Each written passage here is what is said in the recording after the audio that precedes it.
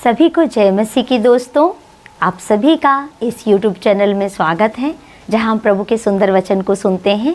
आज के सुंदर मनन के लिए प्रभु के सामर्थी वचन में से हम पढ़ेंगे नीति वचन अध्याय 21 और उसकी 31वीं आयत को, जहां पर लिखा है, युद्ध के दिन के लिए घोड़ा तैयार तो होता है परंतु जय यहोवा ही से मिलती है। प्रभु अपने वचन के द्वारा हम सभी को आशीष दे।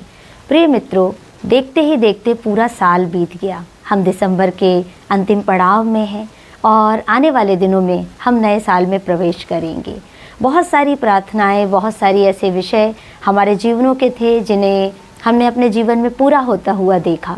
और हो सकता है आप में से या हम में से कोई ऐसे भाई बहन होंगे जिनको लगता होगा बहुत सारी चीज़ें हम करना चाहते थे लेकिन उससे चूक गए, नहीं कर पाए। आज के इस वचन के द्वारा हम सीखेंगे किस रीति से हम इस आने वाले नए साल में प्रभु से आशीष प्राप्त कर सकते हैं।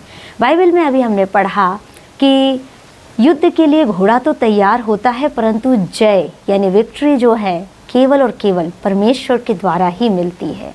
अपने उन विषयों में, अपने उन संग्रामों में यहोवा को शामिल करें जिन्हें हमने खुद नहीं लड़ा या हम नहीं लड़ सकते हैं, क्योंकि बाइबल बताती है जिस युद्ध में परमेश्वर यहोवा है वो 100% हम उसे जीतेंगे।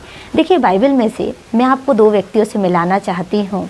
पहला शमूएल अध्याय 17 और वहाँ पर 31वें पद से हम पढ़ेंगे। यहाँ पर भी हमने 31वां पद पढ़ा, यहाँ पर भी 31वें पद में 17 के 31 में यहाँ पर लिखा है, जब दाऊद की बातों की चर्चा हुई तब शाऊल को भी सुनाई गई और उसने उसे बुलवा भेजा। तब दाऊद ने शाऊल से कहा, किसी मनुष्य का मन उसके कारण कच्चा ना हो, तेरा दास जाकर उस पलिश्ती से लड़ेगा। शाऊल ने दाऊद से कहा, तू जाकर पलिश्ती के विरुद्ध युद्ध नहीं कर सकता, क्योंकि तू तो लड़का ही है और वह लड़कपन ही से योद्धा है। देखिए प्रियो, यहाँ पर हम देखते हैं दो व्यक्तियों को। एक है राजा जिसका नाम है शाऊल, इज़राइल का बहुत बड़ा राजा हुआ। और हम जानते हैं कि यदि एक व्यक्ति राजा के पद पर है तो उसमें ज़रूर कोई ना कोई ऐसी योग्यताएं, ऐसी चीज़ें उस समय में पाई गई कि वो वहाँ पर राजा बना है और राजा के पद पर कार्यरत है। और दूसरी तरफ हम देखते हैं एक छोटे से लड़के को, एक युवा लड़के को जिसका नाम है दाऊद।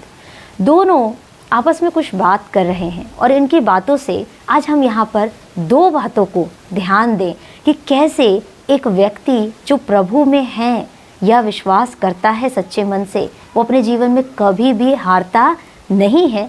आज हम दो बातों को इस घटना से सीखेंगे। जब गोलियत जैसी बड़ी समस्या इजरायलियों के सामने आई तो सारे सैनिक, सारी सेना डर कर छिपने लगे। यहाँ तक कि राजा शाऊल भी डर गया, भयभीत होने लगा, क्योंकि उसकी फुंकार, उसकी इतनी ललकार इतनी बड़ी थी कि हर कोई उससे डर रहा था। ऐसे समय में जब दाऊद की बातें, दाऊद की चर्चा शाऊल तक सुनाई गई और दाऊद को शाऊल के सामने लाया गया, तो हम इनके वार्तालाप को, इनके आपसी बात को देख पाते हैं और उससे हम दो बातों को यहाँ पर सीखते हैं। पहली चीज़ हम यहाँ पर देखते हैं, शाऊल क्या करता है। शाऊल दाऊद से कहता है कि नहीं, तू उस गोलियत से, उस पलिश्ती से लड़ने नहीं जा सकता, तू लड़ ही नहीं सकता। हम यहाँ पर देखें तो राजा होने के बावजूद वो एक उस लड़के को जो समस्या का सामना करने के लिए तैयार है उसको एक प्रकार से हतोत्साहित कर रहा है और कहता तू ऐसा नहीं कर सकता है। और वहीं दूसरी ओर हम देखें तो दाऊद क्या करता है। दाऊद कहता है कि तेरा मन उस पलिश्ती के कारण कच्चा ना हो, लेकिन देख तेरा दास जाएगा और उससे अवश्य लड़ेगा। हम दोनों के स्टेटमेंट से देख सकते हैं कि एक व्यक्ति जो यहोवा पर भरोसा करता है वो युद्ध में अभी गया भी नहीं है, यानी कि दाऊद युद्ध में गया भी नहीं है, गोलियत से लड़ा भी नहीं है, लेकिन अपने विजय की घोषणा वो पहले कर देता है।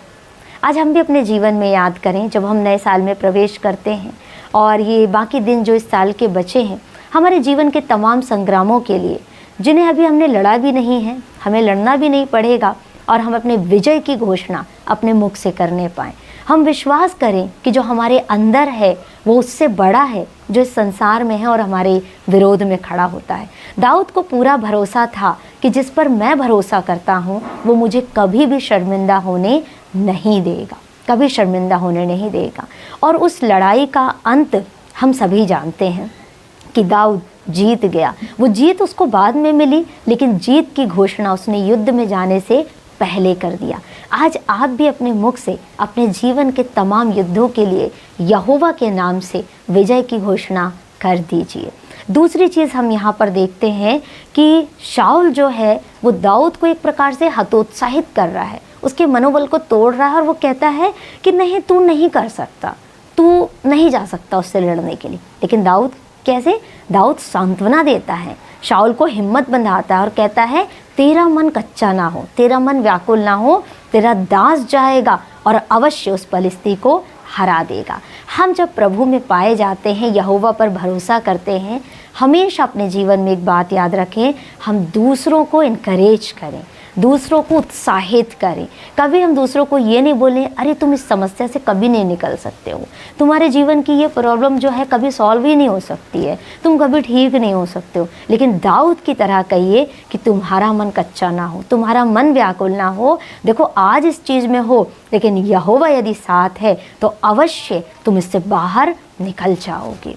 मेरे प्रियो, दाऊद के जीवन से यहाँ पर हमने दो बातों को सीखा कि वो परमेश्वर यहोवा पर भरोसा करता था और उसने युद्ध में जाने से पहले अपने संग्राम के लिए विजय की घोषणा किया। हम भी अपने अंगीकार को थामे रखें ताकि हमें भी फल मिले और यहोवा के नाम से हम भी उस पॉजिटिव अंगीकार को करने पाएँ। दूसरी चीज़ दाऊद के जीवन से हमने देखा कि दूसरों को इनकरेज करें, दूसरों को उत्साहित करें। क्या पता खुदा ने आपको दूसरों के लिए बड़ी आशीष का कारण ठहराया है, क्योंकि बाइबल में हमने पढ़ा युद्ध के लिए घोड़ा तैयार है, सारी चीज़ें तैयार हैं, लेकिन जय जो है केवल और केवल यहोवा देता है, और जिसके साथ यहोवा है वो कभी भी हारता नहीं है। प्रभु आपको बहुत आशीष दे, बहुत बरकत दे। यदि आज का वचन आपको आशीष दिया है तो इसे लाइक कर दीजिए, शेयर कर दीजिए, और अपने विचार, अपने सुझाव हमें कमेंट के माध्यम से आप शेयर कर सकते हैं। आप सभी को जय मसीह की।